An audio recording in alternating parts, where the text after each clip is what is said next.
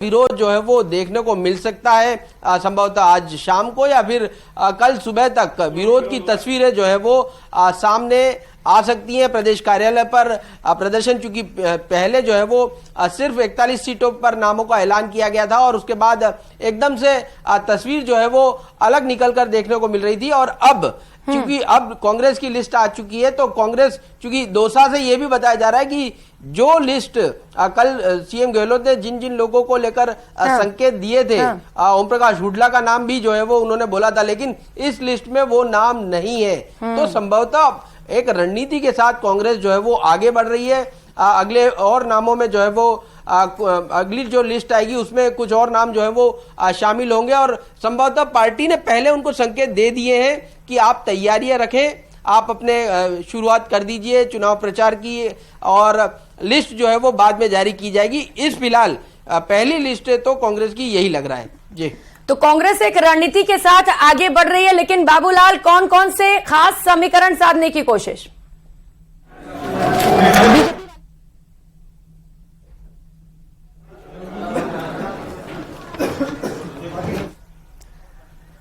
चलिए, आयुषी गुप्ता इस वक्त न्यूज रूम से सहयोगी हमारे साथ जुड़ी हुई है, लगातार इस पूरी खबर पर अपडेट भी दे रही है। आयुषी, कोई चौंकाने वाला नाम तो सामने आया नहीं और बहुत छोटी सी लिस्ट कांग्रेस की ओर से, क्योंकि उम्मीद की जा रही थी कि 100 या 100 से ज्यादा नामों पर ऐलान हो सकता है।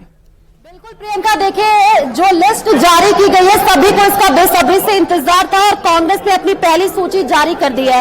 इसमें वही सारे नाम है, कुछ नया नाम नहीं है, क्योंकि बीजेपी अपने सांसदों को मैदान में उतारी थी और देखिए यही कहा जा रहा था कि कांग्रेस भी हो सकता है कुछ चौंकाने वाले नाम लेकर के सामने आएगी, लेकिन ऐसा कुछ नहीं हुआ प्रियंका, सारे पुराने ही नाम है। और अगर हम बीजेपी की बात कर ले तो देखिए बीजेपी ने अपनी दूसरी लिस्ट जारी कर दी है और उसमें कई चौंकाने वाले नाम भी सामने आए।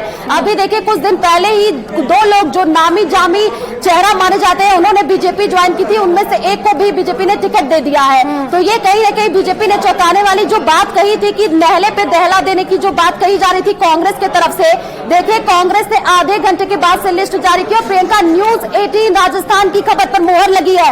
लगातार हम वो नाम बता रहे थे अपने दर्शकों को कि ये नाम शामिल हो सकते हैं और वही नाम सामने है। जैसे कि ये कहा जा रहा था कि कांग्रेस अपनी लिस्ट में कुछ बदलाव कर सकती है, लेकिन ऐसा कुछ देखने को नहीं मिला। लेकिन बीजेपी में कई ऐसे चौंकाने वाले नाम सामने आए प्रियंका। और देखिए कल जो तस्वीरें सामने आई थी, प्रियंका गांधी वहां पर रैली करने के लिए पहुंची थी और वहां पर ममता भूपेश का नाम सीएम अशोक गहलोत की तरफ से लिया गया था और वो टिकट में भी शामिल कर दिया गया है। अब देखना होगा कि कांग्रेस जब दूसरी लिस्ट जारी करती है तो क्या चौंकाने वाले नाम कोई सामने आते हैं या नहीं आते हैं, यह देखना दिलचस्प होगा प्रियंका।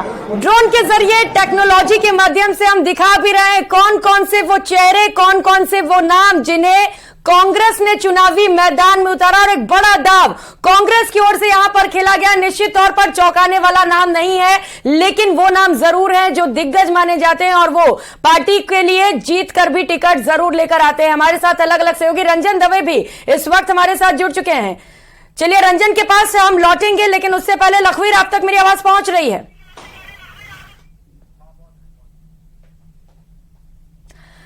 लखवीर, अभी कुछ सीट ऐसे हैं जो कांग्रेस के लिए बड़ी चुनौती बने हुए हैं, क्योंकि माना जा रहा था कि 100 से ज्यादा नामों का ऐलान हो सकता है, लेकिन महज 33 उम्मीदवार। अभी चुनौती बड़ी है कांग्रेस के लिए। जी बिल्कुल, कांग्रेस पार्टी के लिए चुनौती काफी बड़ी है और जिस प्रकार से पिछले 4.5 साल तक हमने देखा कि गुटबाजी का जो आलम था कांग्रेस पार्टी के भीतर वो सड़कों पर भी उतरा, इसका असर पहली सूची के ऐलान में देखने को मिल गया है। क्योंकि उन तमाम चेहरों को ही चुनावी मैदान में उतारा गया है पहली सूची में, जो कि लगभग तय टिकट थे। कुछ हैपनिंग दिखा नहीं इस सूची में, कुछ एक्साइटिंग दिखा नहीं। हालांकि खबर यह थी कि करीब 100 से ज्यादा नामों पर मुहर लग गई है पहली केंद्रीय चुनाव समिति की बैठक में। पहली सूची के ऐलान जब होगा तो करीब 60 नामों का ऐलान किया जाएगा, लेकिन ये तो आधे नाम हैं। करीब 33 नामों का ऐलान बीजेपी कांग्रेस कर पाई है, जबकि भारतीय जनता पार्टी 124 विधानसभा सीटों पर अपने चुनावी अपने जो दावेदार हैं, अपने जो योद्धा हैं उन्हें मैदान में उतार चुकी है और उन पर दाव खेल दिया है। लेकिन कांग्रेस अब फूंक फूंक कर कदम रख रही है। अब 33 सीटों पर तो ऐलान हो गया है, लेकिन अब जल्द ही दूसरी सीईसी की बैठक होगी कांग्रेस की, जिसमें बिल्कुल कांग्रेस फूंक फूंक कर कदम रख रही है। और यही वजह है कि जहां उम्मीद थी कि 100 या 100 से ज्यादा, वहीं महज 33 उम्मीदवारों के नामों का ऐलान हुआ है। जोधपुर से सहयोगी रंजन दवे इस वक्त हमारे साथ जुड़ चुके हैं। रंजन, नामों का ऐलान हो गया, किस तरीके की वहां पर? लीजिए, मेरे साथ है प्रवक्ता, संवाद प्रवक्ता जी, लिस्ट देख लो, कटे कटे आप अपने पाली। ठीक है, रंजन के पास लौटेंगे, लेकिन इस वक्त की सबसे बड़ी खबर लगातार न्यूज 18 राजस्थान पर आपको बता रहे हैं। दोनों ही पार्टियों ने आज अपने अपने प्रत्याशियों का ऐलान कर दिया है। सबसे पहले बीजेपी ने दूसरी लिस्ट जारी की और उसके महज आधे घंटे के भीतर भीतर कांग्रेस ने भी अपनी पहली लिस्ट जारी कर दी है। माना यह जा रहा था कि कई विधायकों के टिकट कट सकते हैं, पर हुआ नहीं। रंजन, वही नाम जो पहले चले आ रहे थे।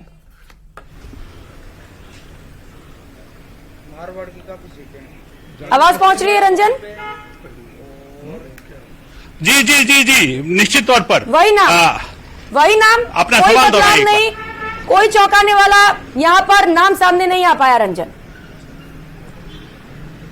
जी, निश्चित तौर पर चौंकाने वाला नाम तो सामने नहीं आ पाया, लेकिन निश्चित तौर पर अगर मैं बात करूं भारतीय जनता पार्टी खेमे की, तो भारतीय जनता पार्टी से सूरसागर विधानसभा की जो सीट है उसके लिए देवेंद्र जोशी को प्रत्याशी बनाया गया है। आधिकारिक तौर पर इसकी घोषणा हो चुकी है। जिस तरीके से सूची में नाम आया है, देवेंद्र जोशी पूर्व जिलाध्यक्ष रहे हैं भारतीय जनता पार्टी के, और लगातार उसके बाद में देवेंद्र सालेचा के हाथ में कमान आई थी जिलाध्यक्ष की, और उससे पहले लगातार अगर देखा जाए कार्यकाल, तो देवेंद्र जोशी का कार्यकाल भारतीय जनता पार्टी के जिलाध्यक्ष के रूप में देखा जाता है। एक चौंकाने वाला नाम निश्चित तौर पर यह कहा जाएगा, क्योंकि इस रेस में हालांकि कई नाम थे। सूरसागर ऐसी सीट थी जहां से लगातार 6 बार चुनाव जीती हैं सूर्यकांता व्यास, 3 बार तकरीबन सूरसागर से, और उससे पहले शहर विधानसभा से वयोवृद्ध नेता के रूप में देखा जाता था। लेकिन इस बार भी उन्होंने दावेदारी जताई थी। निश्चित तौर पर जोधपुर मुख्यमंत्री अशोक गहलोत का गृह क्षेत्र है, और उस गृह क्षेत्र की अगर मैं बात करूं तो निश्चित तौर पर सूरसागर, जहां से हिंदू मुस्लिम कार्ड खेला जाता है और ब्राह्मण वर्चस्व की सीट मानी जाती है, और ब्राह्मण वर्चस्व के दौरान में पुष्करना समाज के रूप में, महिला नेत्री के रूप में सूर्यकांता व्यास का जिक्र किया जाता था। और इस बार भी उन्होंने ताल ठोकी थी कि चुनाव लड़ेंगी पूरी तरीके से, क्योंकि जिस तरीके से जनाधार उनको मिला है। लेकिन इस बार भारतीय जनता पार्टी ने एक बड़ा बदलाव करते हुए देवेंद्र जोशी को यहां से उम्मीदवार बनाया है। देवेंद्र जोशी हालांकि पुष्करना समाज का ही प्रतिनिधित्व करते हैं। यहां यह भी बताना चाहूंगा कि पुष्करना समाज के ही एक धड़े ने यहां कांग्रेस से भी टिकट की मांग की थी। तो अपने आप में बड़ा रोचक मुकाबला आने वाले समय में देखने को मिलेगा। ये नजर, हालांकि कांग्रेस की सूची भी जारी हुई है, लेकिन अभी तक उसमें सूरसागर होल्ड पर रखा गया है।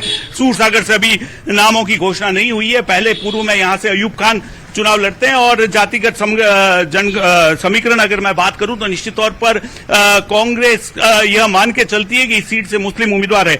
लेकिन अभी जो नाम सामने आए हैं उसमें देवेंद्र जोशी का जो नाम है वो सामने आया है। संभाग स्तरीय प्रवक्ता जगदीश धानोदिया मेरे साथ में, भाजपा कार्यालय से मैं जुड़ा हूं। क्या नतीजा रहेगा अब जो नाम आया है, क्या कुछ मंथन